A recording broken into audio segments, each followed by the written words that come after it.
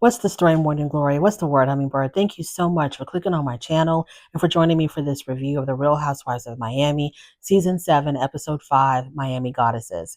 Now, I haven't reviewed the Housewives in a very, very long time because Bravo was dumping several different housewife franchises all at once in one season. And it was just a lot for me to keep up with. I'm kind of like an all or nothing kind of person. I have to review all of them or none of them. And so because I couldn't keep up with the schedule, I just kind of was like, you know what, I can't do Housewives. But I'm trying to get back into the rhythm of things. And right now I don't have a lot on my plate as far as shows to watch and review. So I'm like, well, if I'm going to be watching the Housewives anyway, I might as well, make a little bit of money off of doing the reviews for them, right? So right now it's the Real Housewives of Miami. The OC just started. Atlanta is on its way out, and I think Salt Lake City is about to start. So I'm not understanding like why they're dumping so many franchises at the same damn time, but it's a lot to keep up with, but I'm going to try to do my best. Now, Miami, I don't think I've ever reviewed The Real Housewives of Miami before, but I've always watched it. I've watched it since day one. So I'm very familiar with the cast, their history, etc. So The Real Housewives of Miami, Season 7, Episode 5 starts off with Alexia. Alexia is meeting up with this so-called life coach that she says she's been following on Instagram. And right now, Alexia's life is in shambles. So her and her boyfriend, her and her husband, I think his name is his name Tom? I'm really bad with names. I think his name is Tom. Her and her husband, who just got married. Okay, they just got married when we watched them last season. Now they're going through marital problems. And Tom has filed for divorce. But even though he's filed for divorce, they keep going back and forth with each other. 1 minute they're together, the next minute they're apart. 1 minute she's, canoodling with him again. The next minute she's talking crap about him in front of all her friends. So I don't know exactly what's going on. Something about this so-called divorce just seems like it's made up for a storyline, because maybe nothing else is going on with Alexa. The fact that she's a newlywed, I would think that would be enough to carry Alexia's storyline. But for whatever reason, they threw this divorce into the mix, and now we got to deal with it. It just seems like strange. It doesn't make any sense why they would be having issues so damn soon. Either it's concocted for a fake storyline, or they had been having issues that she chose to ignore, and now she can't ignore them anymore, or she was really blindsided by this divorce. I don't know. So her and her husband are going through these issues, and so she decides to hire this Instagram life coach to help her out. This does not seem like Alexia at all. Alexia thinks that she is, the queen of Miami, that she is Miami royalty. And for her just to pick some random dude on Instagram to help her with her problems, it doesn't make any sense. I feel like this person, I think his name is Daniel.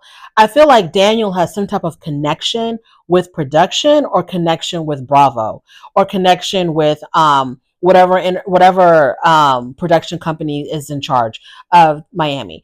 There's got to be something going on there. I seriously doubt that Alexia just randomly found somebody on Instagram and was like, hey, I've been following you for a while. I like what you're saying. Can you please help me put my marriage back together? Can you please help me put my life back together?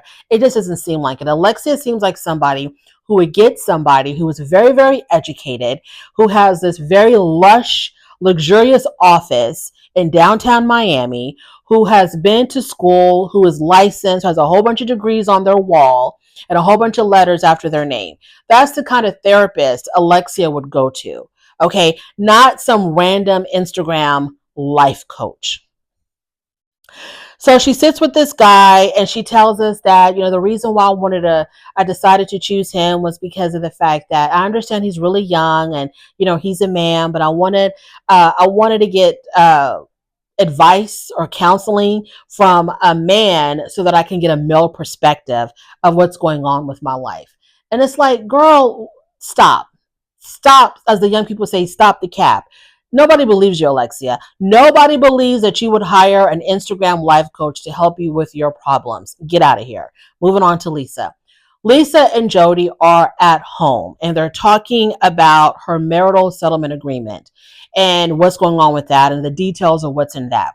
So in her confessional, Lisa's trying to explain about some type of property that her and Lenny had in common or whatever, and what he's trying to do with this property. I don't know. Lisa doesn't know. The only one who knows what's going on is Jody. Because in her confessional, as she's talking about this marital settlement agreement and what's in it, she's like confusing herself, doesn't really know what she's talking about. And so Jody, who's there, but he's somewhere in the background, he chimes in and he tries to help her. He tries to explain exactly what it is.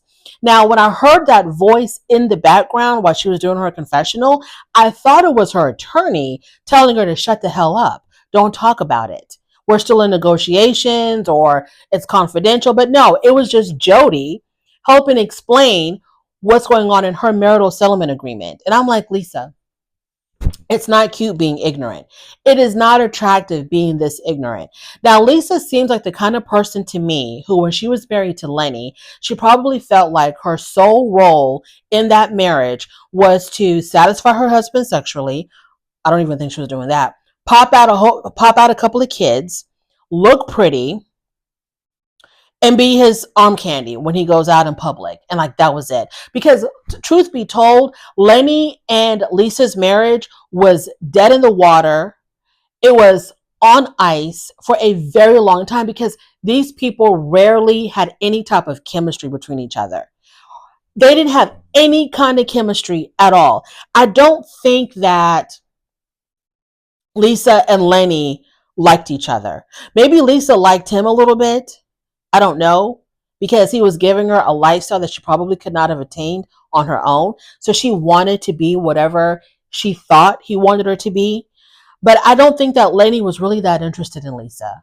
I never saw like any type of real love and affection from him to her. Like, I really never saw any kind of anything between Lenny and Lisa. So I really wasn't shocked that he wanted to divorce her. That marriage to me was just like a marriage of convenience or something. Anywho, so they're talking about this MSA where she has no idea what's going on. And I'm like, Lisa, you're going to have to, girl, you're going to have to get it together. You can't go through life like, because like I said, Lisa seems like the kind of woman who feels like she really didn't have to know much. Just be pretty, give him some babies, and, whatever, do whatever I got to do in the bedroom. I don't like, she's the kind of person who was like, I don't know what's going on with our finances. I don't know what kind of bills we have to pay. I don't know how to turn on a dishwasher. I don't know how to turn on a stove. I don't know, how to pay bills. He handles all of that. She seems like that kind of a wife. And now the fact that your fly by night boy toy boyfriend knows more about your settlement agreement than you do is quite scary. Because if he knows like how much money you're getting and the finances and the ins and outs of your divorce, he's going to know how to rob you blind. He's going to know how to take the money from you and leave you high and dry. I'm going to need you to get it together, and I'm going to need you to keep everybody out of your divorce business. And if anything, let your lawyer be the one to give you advice and to help you out. Don't let Jody know what's going on in your divorce.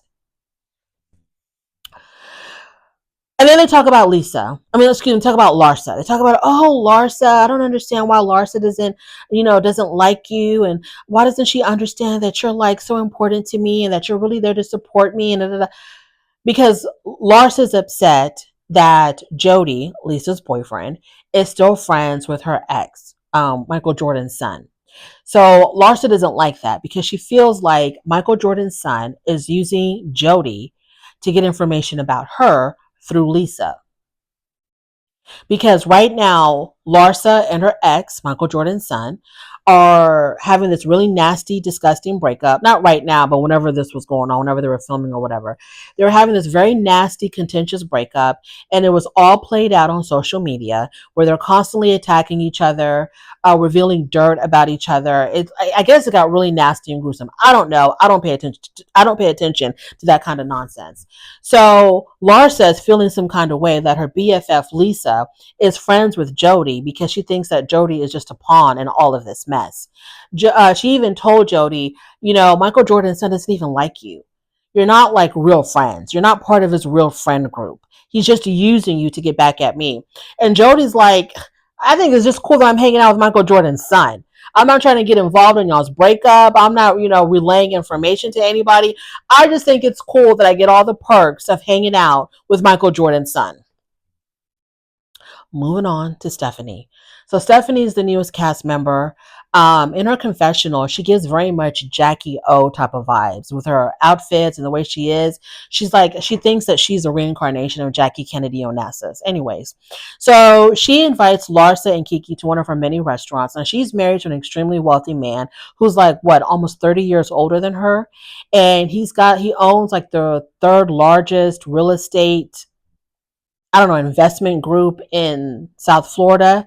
And she wants to convince us that she did not really marry for money, that she married for love, and that her and this old man are like really in love with each other. And she's not just here for the money. Like every other person, like every other young woman who married an older man who was extremely wealthy, tries to convince the public, hey, I'm not just a trophy wife. I'm not a gold digger. We really married for love, girl, whatever. So while they're sitting there at this restaurant, whenever the camera zooms in on Larsa's face, y'all, I'm just mesmerized on how much the human skin can stretch. Because Larsa has pulled and stretched and stapled her skin so damn much that she doesn't look normal at all. I don't know if Larsa has embraced the aging process. The assumption is that people who get a lot of injections and fillers and facelifts and stuff like that, that they're not really accepting the aging process. Like they're trying to hold on to their youth. They're trying to fool people into believing that they're younger than they actually are.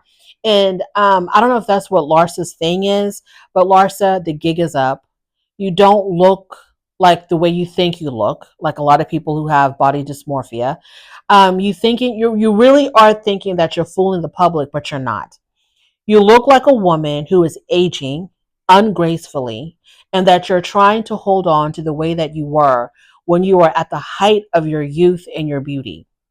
When you were that girl in LA or Chicago, wherever the hell you were, when caught Scottie Pippen's eye and you were dating this, very successful basketball player, and then y'all got married, and, y'all were really living the life back then. Because he was, Scottie Pippen, Michael Jordan, Dennis Rodman. They were like, what do they call them? The triple threat of the Chicago Bulls or whatever.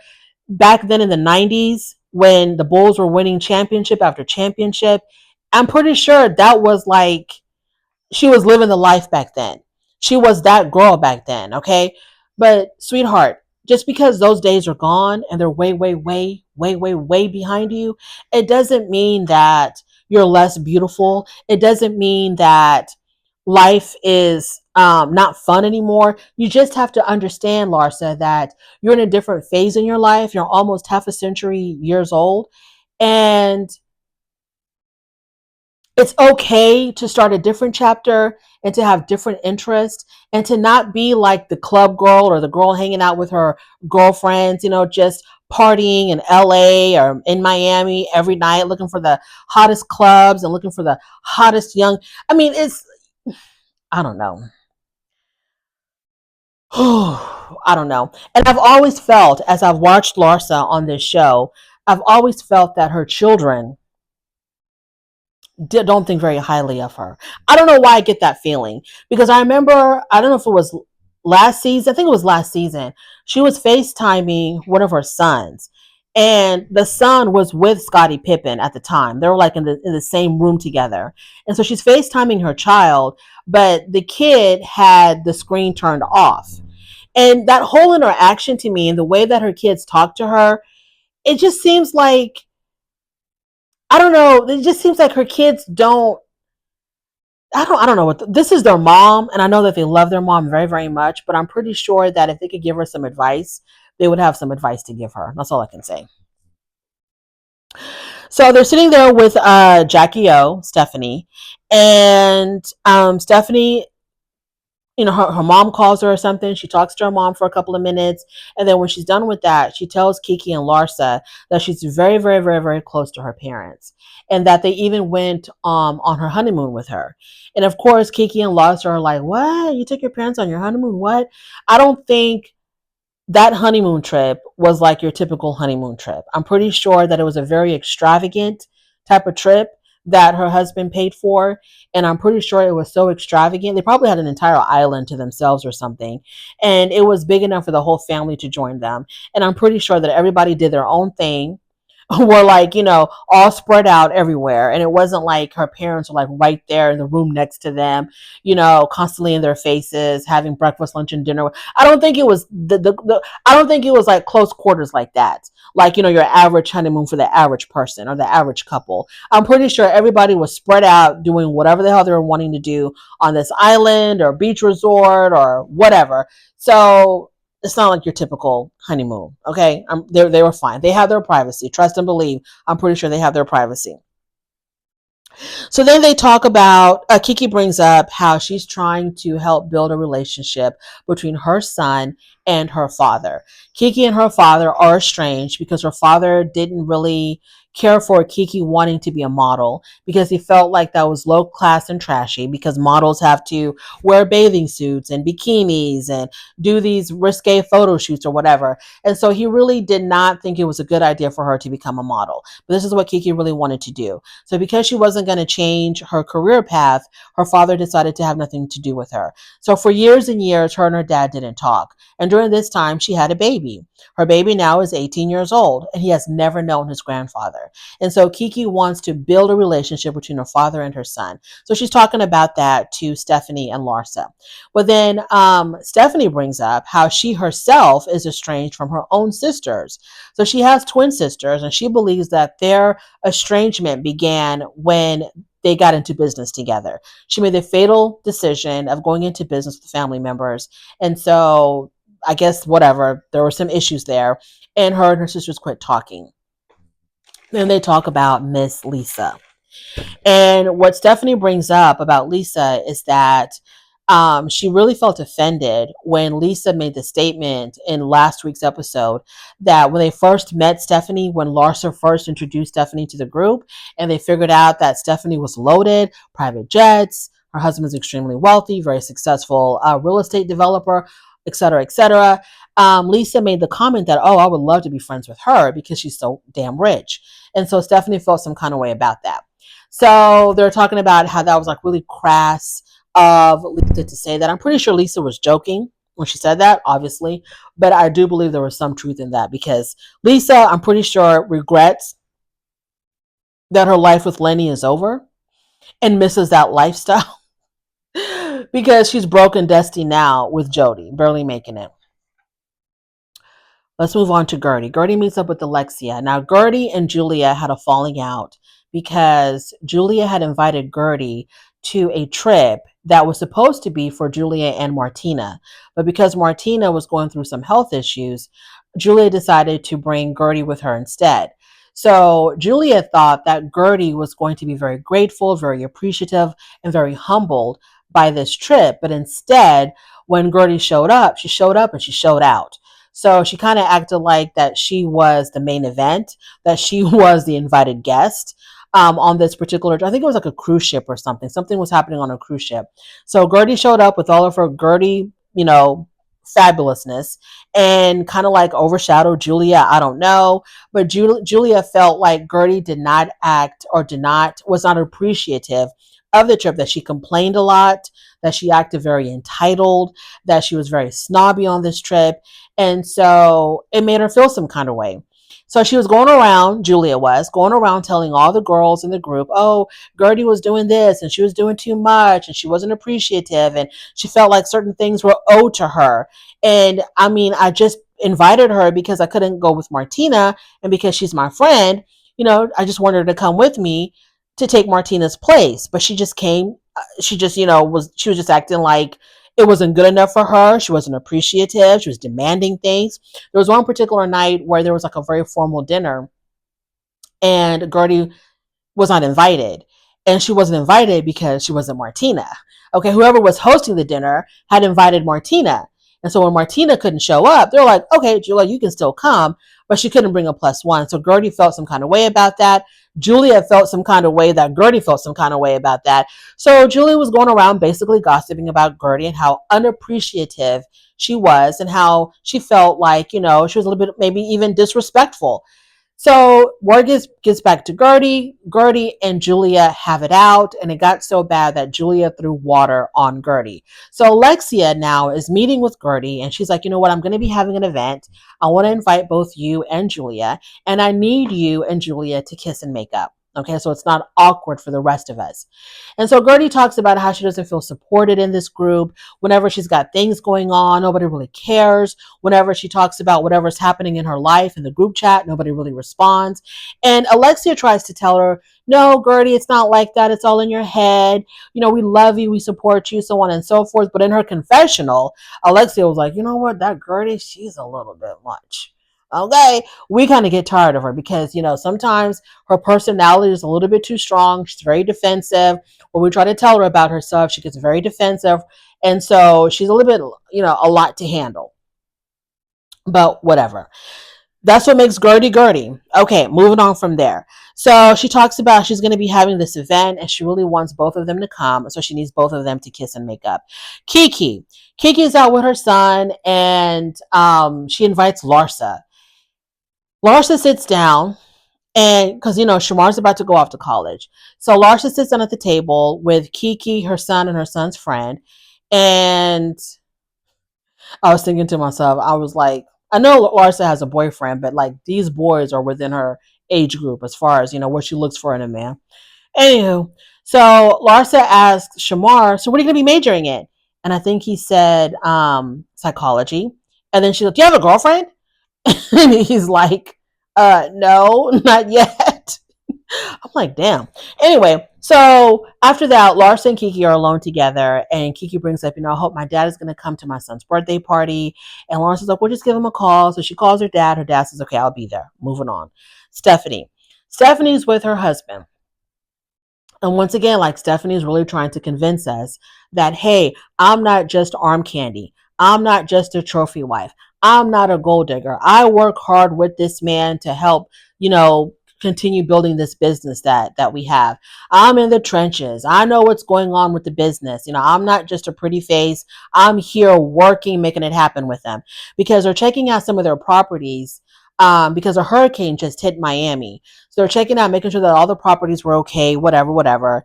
And I'm okay with, May, December relationships. I understand that, older people are going to be attracted to younger people and vice versa. I get it. But don't play in our faces. Don't sit up here and try to convince us that it's not what it is. It's not what we think it is. It's not what we know of it to be. Don't do that to us. You're with him because this man is loaded. You happen to catch the eye of an extremely wealthy man. Stephanie, don't sit up here and try to convince us that you fell head over heels in love with this man for who he was. Because you want us to believe that if this man was like the manager at the local McDonald's, that you still would have been with him. Don't do that. You're with this man, regardless of his looks, regardless of who the hell he is. You're with this man because he's loaded. He's loaded. Okay, so stop convincing us that, hey, it's not about, I just wanted an old rich man. I really love this man. In fact, I'm the old soul, and he's the one that's young at heart. Shut up. So they're going through, looking at their damn property. She tells her husband that after the hurricane, her sisters checked in on her parents, wanted to know if they were okay. And then after they were reassured that everybody was fine, she said her sisters didn't talk to her anymore after that. Gertie and Julia finally meet up. So Julia had apologized to Gertie already for throwing the water at her at the last event that they were at with the girls. And she apologized through text. It was a very long and lengthy text. I don't think Gertie responded. So now that they're face to face, Julia apologizes once again for throwing the water at her. And Julia brings up how Gertie blasted to the whole group her getting a facelift while Martina was getting cancer treatment. So I think that's when Julia threw the water on her when she said that, you were busy in Paris getting a facelift while your wife was here getting cancer treatment. So Julia felt like Gertie betrayed her trust, betrayed her confidence by blasting this stuff in front of everybody. And Gertie was like, you came for me trying to make me look like a real a-hole on that damn cruise. I did you a favor by going with you on that damn cruise, put my life on hold, left my husband and kids to be on that damn trip with you because you didn't want to go alone. And then you're going to be talking about me, how you thought I was entitled and I was snobby and I was demanding and I was this and I was that on the ship. And so when you blasted me, girl, I'm going to blast you. I'm going to match your energy. So they kind of go back and forth on that. And Gertie tells her how hurt she was when Julia told the girls that her and Gertie were not even best friends. She says, I was really hurt when you said that. And Julia was like, girl, we were fighting. We were in it. We're going back and forth. I didn't mean it. I'm sorry. You are one of my really good friends. So they agree that they're going to move forward, but they're going to be taking baby steps. Alexia. It is time for her self-help event with Daniel. And so they're in this place. It's going to be taking place at this place called the Golden Door. Yeah, the Golden Door? Or am I getting this mixed up with the OC? I don't know what it's called, but it's going to be at this place, really beautiful, whatever this place is, garden or something. And so the theme is Greek goddess. So they're all supposed to dress up like Greek goddesses. Okay, fine. So Alexia and Daniel are already at the location, right? And the girls are going to get picked up in a Sprinter van. So all the girls show up, they get on the van, and now they're all waiting for Lisa. Lisa is chronically late. Also, it was mentioned in last week's episode when we first met Stephanie that one of Stephanie's biggest pet peeves is tardiness. She cannot stand it when people are late. So everybody shows up on time to the Sprinter van, and they're all waiting for Lisa. So they're waiting. Y'all, they are waiting for 2 hours. I don't understand why they just didn't leave. Like, why are y'all waiting for 2 hours? And I'm thinking the reason why the producers probably kept them waiting was because there were drinks there. Okay, there were drinks. I don't know if there were alcoholic drinks, but if they were, I think the producers wanted them to get all liquored up in these 2 hours that they're waiting for Lisa, so that when they get to the event, everybody's liquored up, everybody's drunk as hell, and we can have a really good scene.